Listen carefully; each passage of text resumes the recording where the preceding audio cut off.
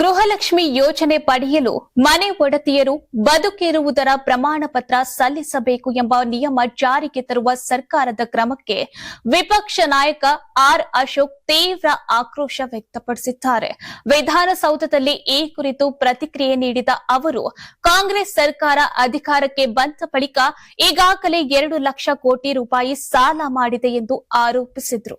ಮುಂದಿನ ಬಜೆಟ್ನಲ್ಲಿ ಮತ್ತಷ್ಟು 3 ಲಕ್ಷ ಕೋಟಿ ರೂಪಾಯಿ ಸಾಲ ಮಾಡುವ ಸಾಧ್ಯತೆ ಇದೆ. ಸರ್ಕಾರದ ಬಳಿ ಹಣವೇ ಇಲ್ಲದ ಕಾರಣ ಗ್ಯಾರಂಟಿ ಯೋಜನೆಗಳನ್ನ ಹಂತ ಹಂತವಾಗಿ ಕಡಿತಗೊಳಿಸಲು ಮುಂದಾಗಿದೆ ಎಂದು ಟೀಕಿಸಿದ್ರು. ಈಗಾಗಲೇ ರಾಜ್ಯಾದ್ಯಂತ ರೇಷನ್ ಕಾರ್ಡ್ಗಳನ್ನ ರದ್ದುಪಡಿಸಲಾಗುತ್ತಿದೆ. ಇದರಿಂದ ಬಡವರ ಗ್ಯಾರಂಟಿಗಳನ್ನ ಕಟ್ ಮಾಡುವ ಪ್ರಯತ್ನ ನಡೆಯುತ್ತಿದೆ ಎಂದು ಅಶೋಕ್ ಆರೋಪಿಸಿದ್ದಾರೆ.